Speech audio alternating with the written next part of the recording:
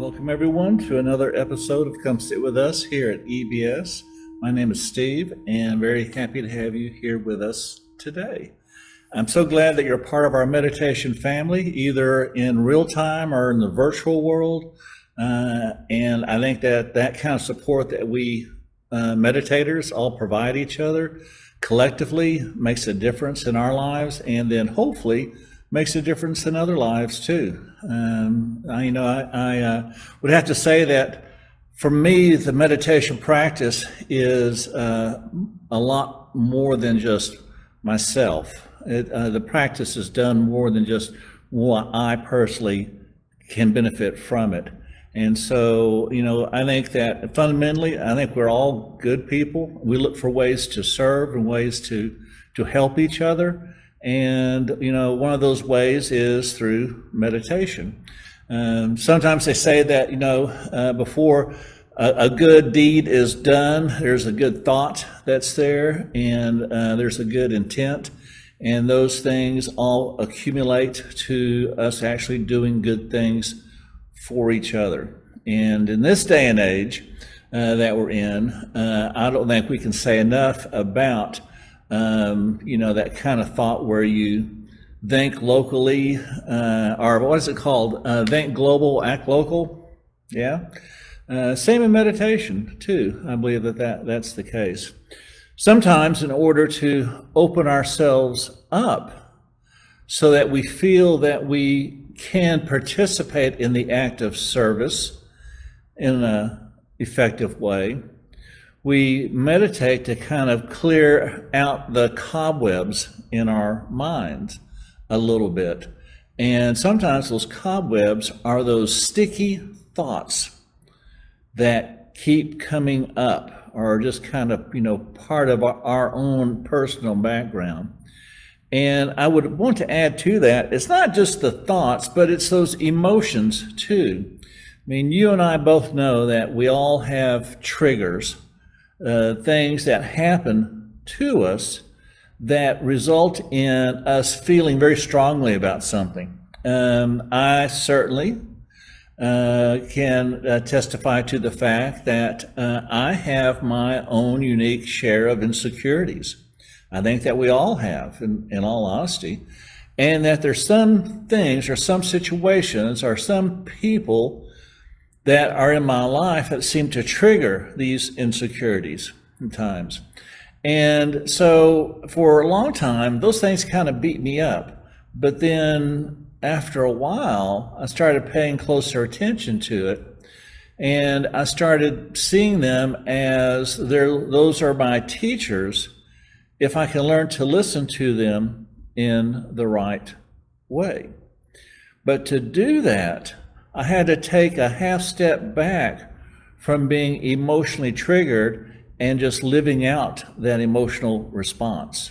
Okay? That's kind of, I think, what we call autopilot, is where something happens to us or around us, and these thoughts automatically just kick in, or these emotions automatically just fire up. And then they kind of live that way for the next hour, half hour, next day, next week, whatever it might be for you and I. So that's where I have found that the act of meditation has really been of benefit to me. Those thoughts, those emotions, those sticky things that keep coming back to me, I used to get kind of really frustrated with and, just tired of and what have you.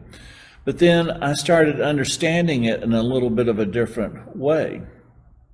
That instead of those things being hindrances and obstacles that I had to overcome, that maybe they are things that I need to really turn around and pay attention to and listen to.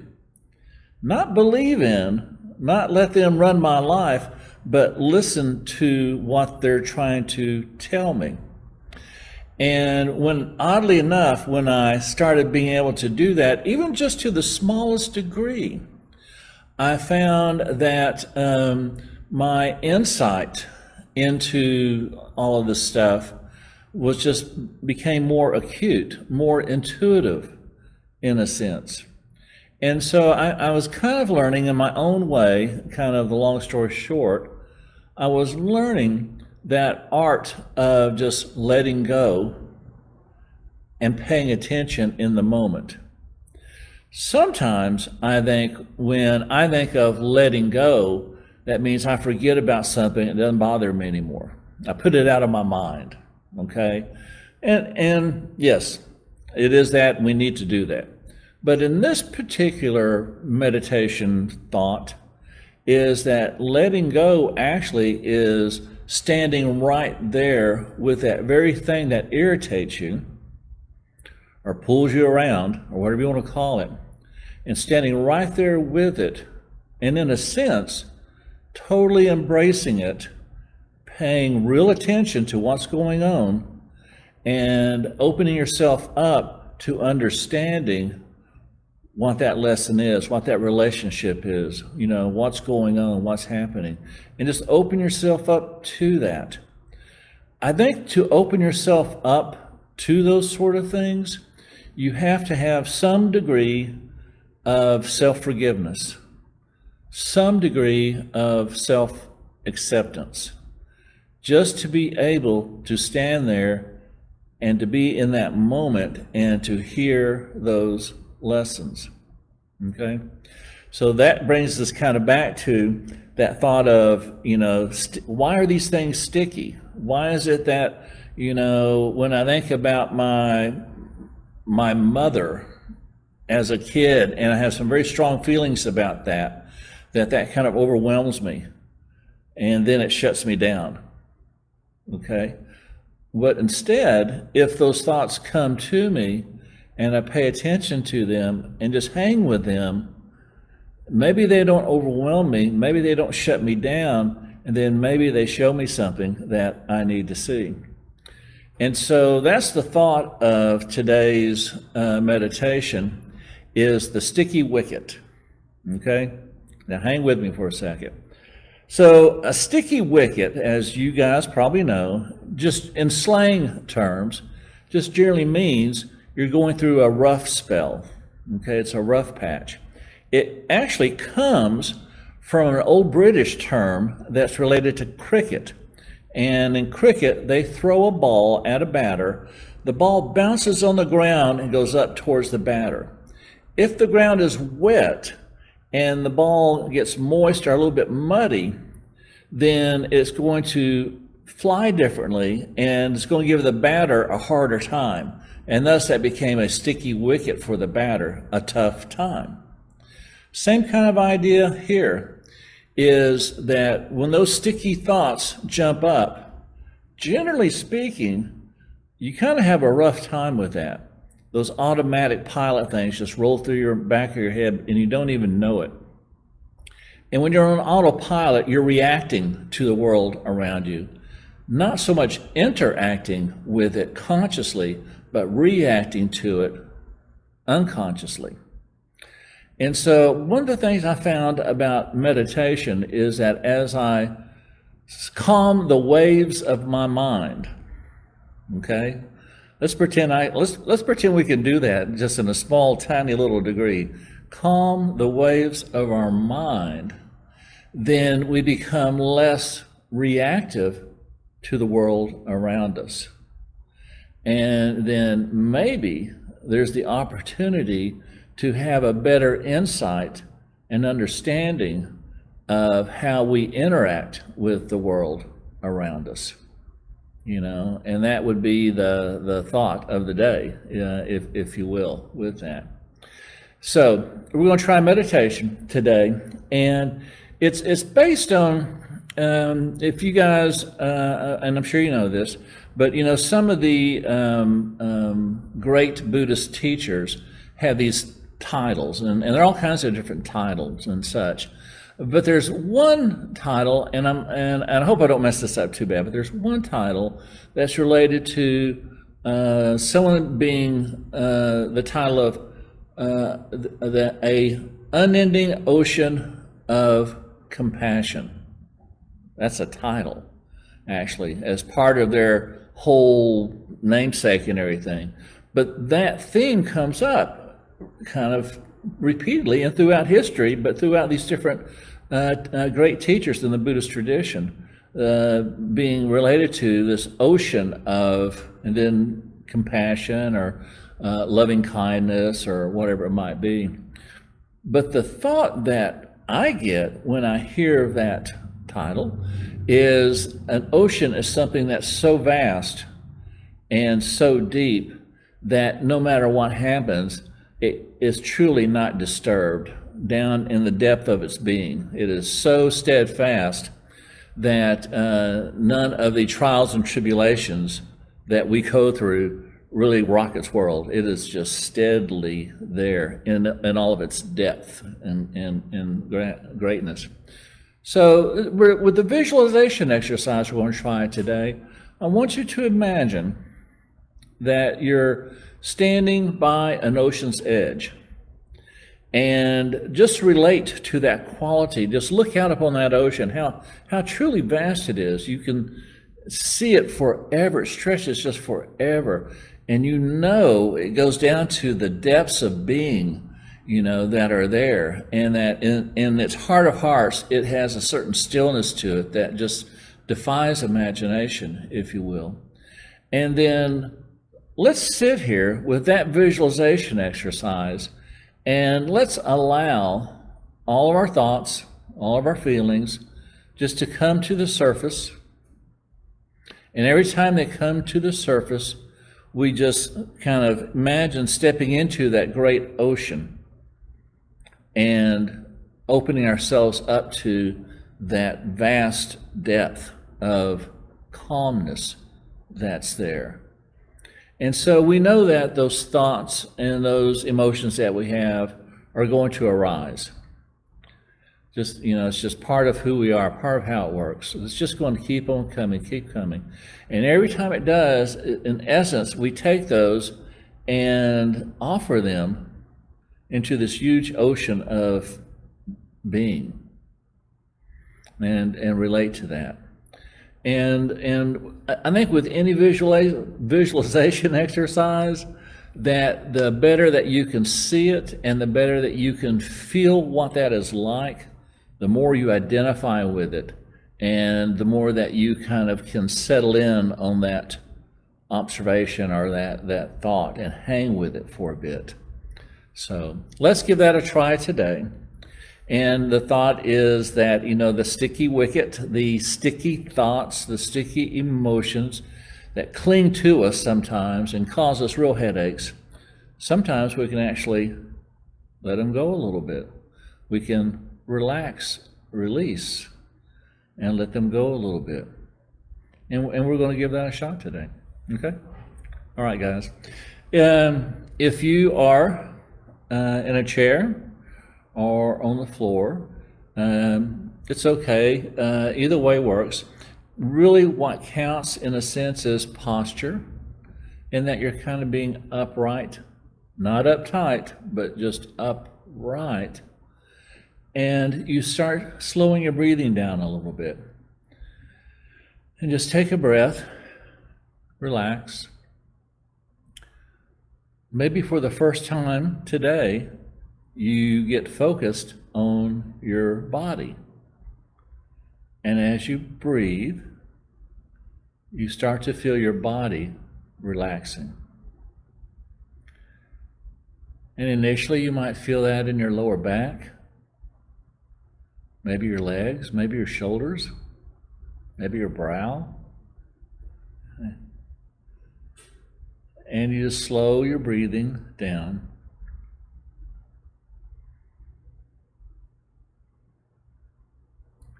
And you notice that you start breathing a little longer and a little slower. And just bring your awareness to your physical body. Feel it sitting in the chair or on the cushion. And as it relaxes, it opens up more and more.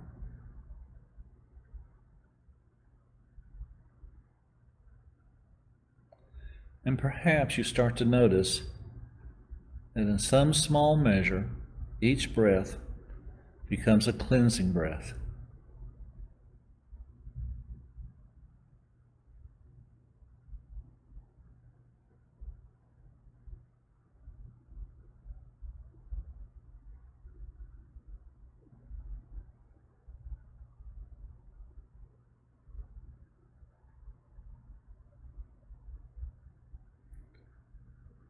And your body relaxes more.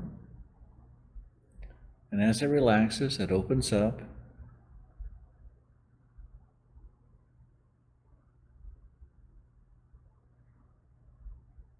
And in its own way, it releases the tensions that are there.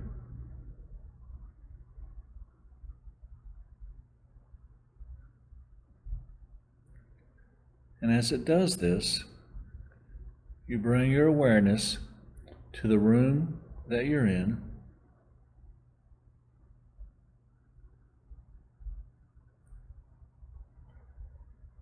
And you imagine that that field of awareness just naturally grows with each breath.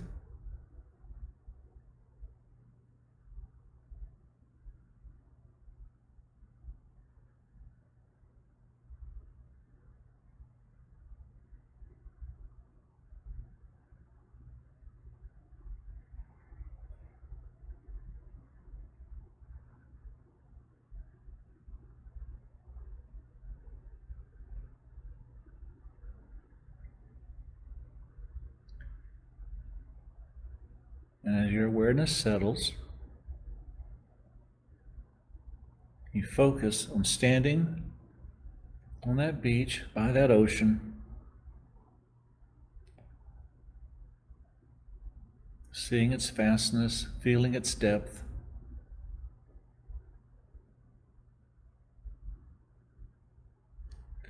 Perhaps you can hear the waves, feel the sand.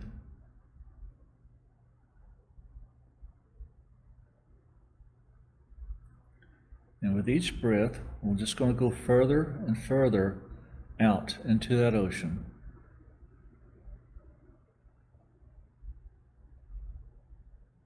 With each thought that arises, with each feeling that arises, we return to the depth of that ocean, that vastness that completely surrounds us. And for about the next 5 or 10 minutes, we're just going to practice this visualization.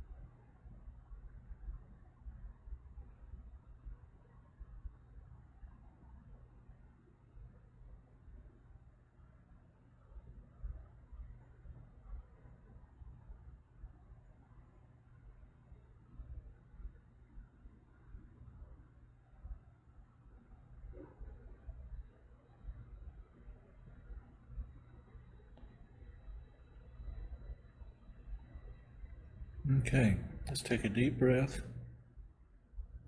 Bring our awareness back to the room you're in, to the chair or to the cushion you're sitting on. As you open your eyes, you feel your body.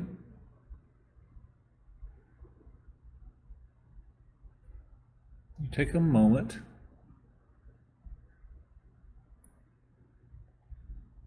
just to allow yourself to stay open, relaxed.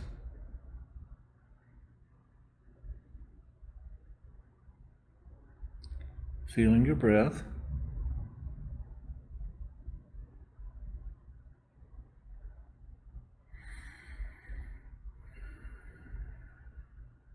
So, I hope this was of some benefit for you, and that sometimes when we just relax a little bit and open ourselves up, then maybe that allows us to take a half step back from that automatic co-pilot of thoughts and feelings that run through us in any given situation.